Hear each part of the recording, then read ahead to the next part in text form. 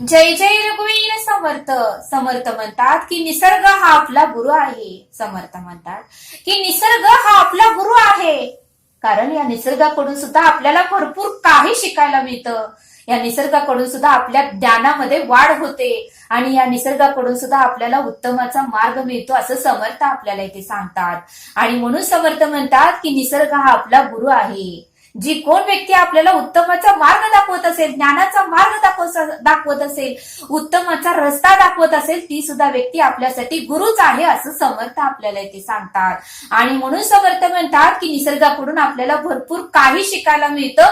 म्हणून समर्थ म्हणतात की निसर्ग हा आपला गुरुच आहे असं समर्थाने आपल्याला इथे सांगितलं. समर्थ म्हणतात की पूर्वीचे लोक शांतीने, समाधानाने आणि सुखाने आणि आनंदाने जीवन जगत होते. का तर ते त्यांच्या आजूबाजूला, ते ज्या ठिकाणी राहत होते त्यांच्या आजूबाजूला, त्यांच्या सानिध्यात झाडे होती, त्यांच्या सानिध्यात वेली होते, त्यांच्या सानिध्यात पक्षी होते, तर त्यांच्या सानिध्यात झरे सुद्धा होते. त्या सर्वांचा आवाज येत होता. त्यामुळे पूर्वीच्या काळातली लोक सुखाने, आनंदाने आणि समाधानाने जीवन जगत होते असं समर्थ आपल्याला इथे सांगतात. पूर्वीच्या काळी समर्थ म्हणतात की ज्या ठिकाणी आश्रम होते, ज्या ठिकाणी आश्रम असायचे, त्या ठिकाणी सुद्धा निसर्ग सुंदर दिसत होता. त्या ठिकाणी सुद्धा निसर्ग फार सुंदर दिसत होता. आश्रमाच्या जवळच भरपूर झाडे असायची. आश्रमाच्या जवळच किलबिटीत पक्ष्यांचा आवाज येत होता. आश्रमाच्या जवळच झऱ्यांचा आवाज येत होता. आणि आश्रमाजवळच सर्व वेलींना फुले लागत होती. आणि त्यामुळे ती मुलं सुद्धा अत्यंत आनंदाने गुरूंकडून शिक्षण घेत होते, अत्यंत आनंदाने गुरूंकडून विद्या घेत होते. आणि त्यांना सुद्धा ते शिकत असताना, ज्ञान घेत असताना, विद्या घेत असताना मात्र भरपूर आनंद होत होता असं समर्थ आपल्याला इथे सांगतात. पण समर्थ म्हणतात की आता मात्र वेगळीच परिस्थिती निर्माण झाली आहे. आता मात्र या कलियुगामध्ये वेगळीच परिस्थिती निर्माण झाली आहे. समर्थ म्हणतात की माणूस जसजसा निसर्गापासून दूर जाऊ लागला, समर्थ म्हणतात की माणूस जसजसा निसर्गापासून दूर जाऊ लागला, तसतसा मनुष्याला तणाव आणि शारीरिक व्याधी आणि रोग आणि दुःख या गोष्टी वाढू लागल्या. समर्थ म्हणतात की जसतसा माणूस निसर्गापासून दूर जाऊ लागला, तसतसा मनुष्याला रोग वाढू लागले, तणाव वाढू लागला, शारीरिक व्याधी आणि दुःख वाढू लागले असं समर्थ आपल्याला इथे सांगतात. समर्थ म्हणतात की आता माणूस मात्र क्षणभर सुद्धा थांबायला तयार नाही. समर्थ म्हणतात की या कलियुगातली माणसं क्षणभर सुद्धा थांबायला तयार नाही.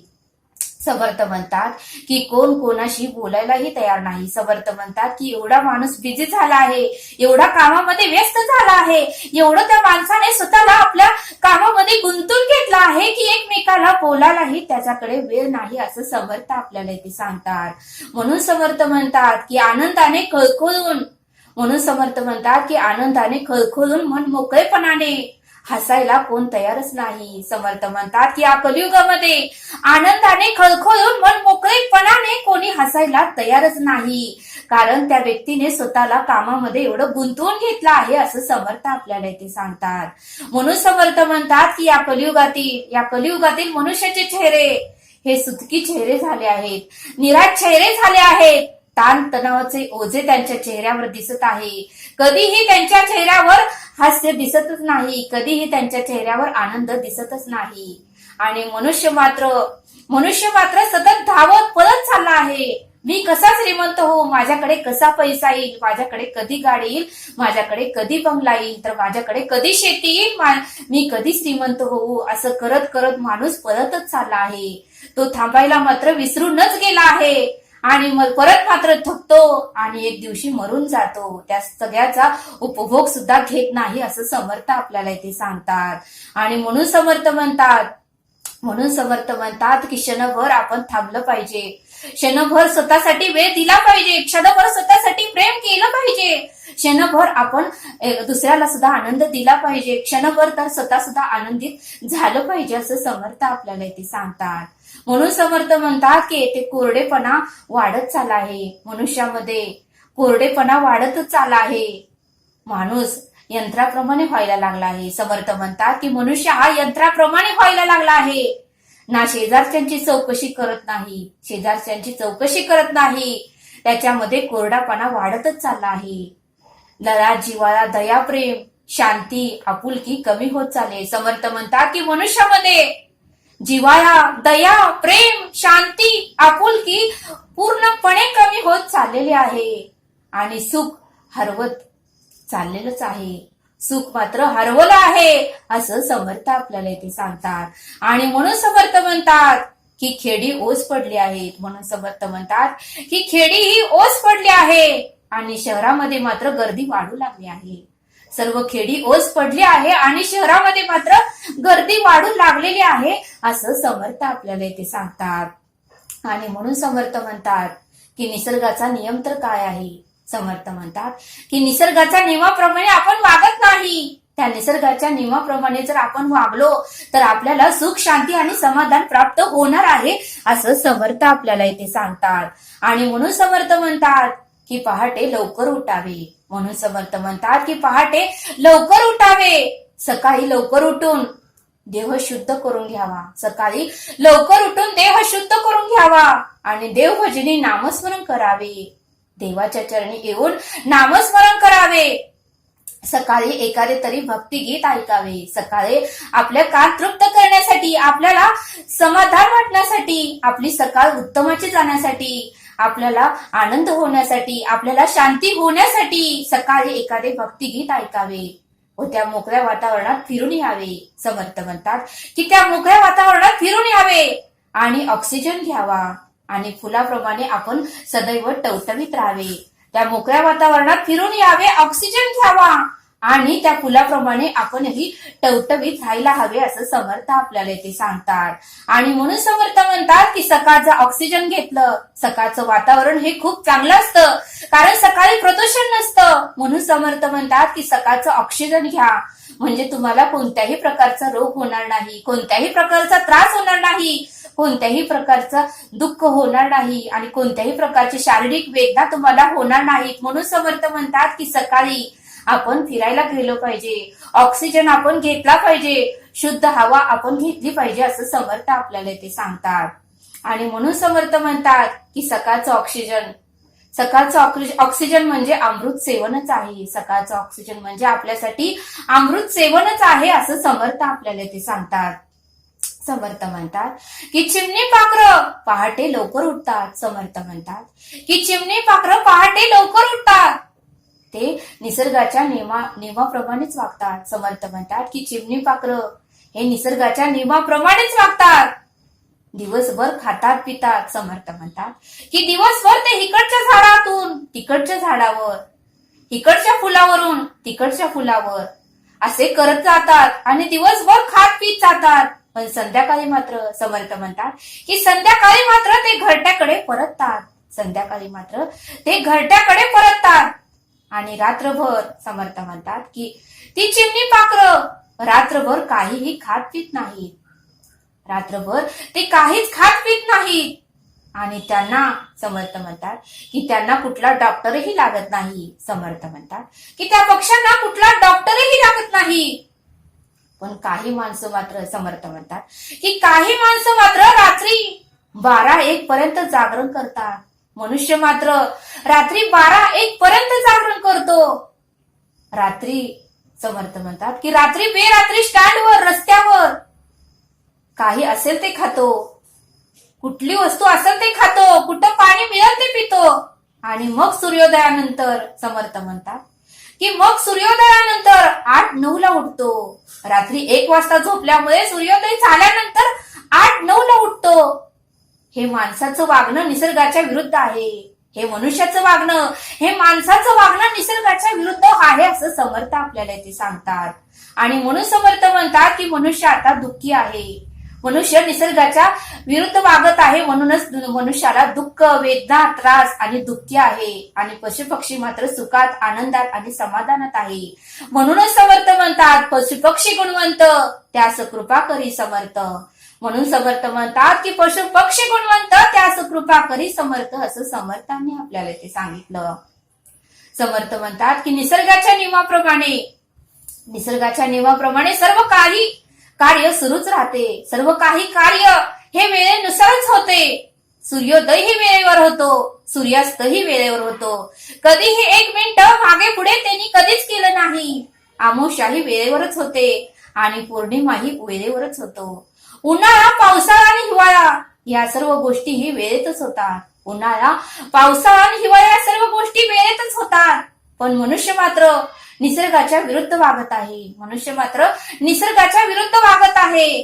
त्यामुळे ही ऋतू ही मागे पुढे आता होऊ लागले आहेत. त्यामुळे हे ऋतू ही मागे पुढे आता होऊ लागले आहेत असं समर्थांनी आपल्याला इथे सांगितलं.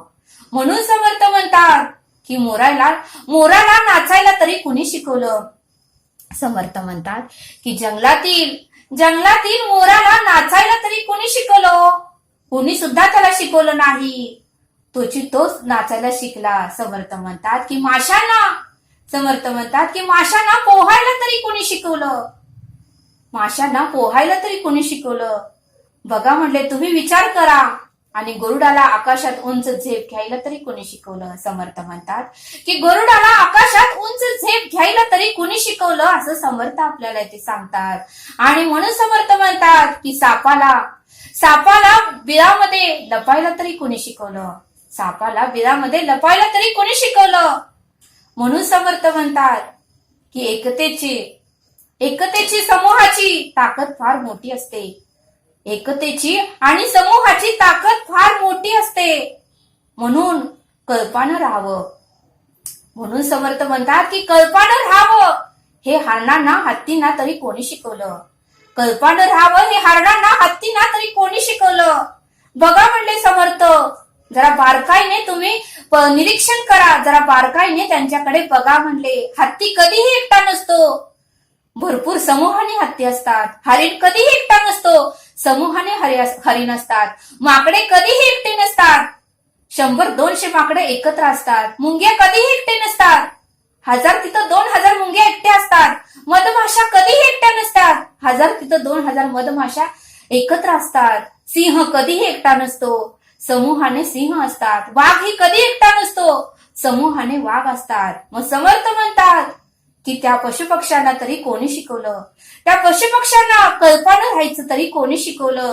आणि त्यांना ज्ञान, विद्या आणि शिक्षण तरी कोणी दिलं हे तुम्ही विचार करा असं समर्थ आपल्याला इथे सांगतात. आणि म्हणून समर्थ म्हणतात की ससा आणि हरिण यांनी कधी टेन्शन घेतलं का. समर्थ म्हणतात की सशाने, हरणाने कधी टेन्शन घेतलं आहे का. आणि आपण मात्र कुठल्या ना कुठल्या तरी गोष्टीचं टेन्शन घेतो. आपण मात्र कोणत्या ना कोणत्या तरी गोष्टीचं टेन्शन घेतो. म्हणून समर्थ म्हणतात की निसर्गातील गोष्टीपासून आपण बोध घ्यायला हवा. निसर्गातील प्रत्येक गोष्टीपासून आपण बोध घ्यायला हवा. म्हणून समर्थ म्हणतात की निसर्ग हा आपला मोठा गुरु आहे. आणि आपली पाहण्याची दृष्टी ही तशी हवी. समर्थ म्हणतात की आपली पाहण्याची दृष्टी ही तशी हवी. म्हणून समर्थ म्हणतात की एकलव्याला कोण गुरु होते. समर्थ म्हणतात की एकलव्याला कोण गुरु होते. त्या एकलव्याने आपल्या गुरूंचा फोटो, आपल्या गुरूंची मूर्ती समोर ठेवून सर्व काही विद्या प्राप्त करून घेतली. एकलव्याला कोण गुरु होतं. आणि समर्थ म्हणतात की आपल्या बुद्धीलाच एकलव्याने गुरु करून घेतलं आणि त्याने कमालीचे कौशल्य मिळवलं. समर्थ म्हणतात की एकलव्याने आपल्या बुद्धीलाच गुरु करून घेतलं आणि त्या एकलव्याने कमालीचे कौशल्य मिळवून घेतलं असं समर्थ आपल्याला इथे सांगतात. समर्थ म्हणतात की भक्त ध्रुवाने निसर्गात आडस्थान मिळवले. वृक्षवल्ली आम्हा सोयरे हे समजून घेतलं पाहिजे. समर्थ म्हणतात की वृक्षवल्ली आम्हा सोयरे हे आपण समजून घेतलं पाहिजे असं समर्थ आपल्याला इथे सांगतात. म्हणून समर्थ म्हणतात की वनस्पती प्रकाशाकडे धाव घेते. वनस्पती हे प्रकाशाकडे धाव घेतो आणि तो वनस्पती निसर्ग नियमाप्रमाणेच वागतो. आणि म्हणून समर्थ म्हणतात की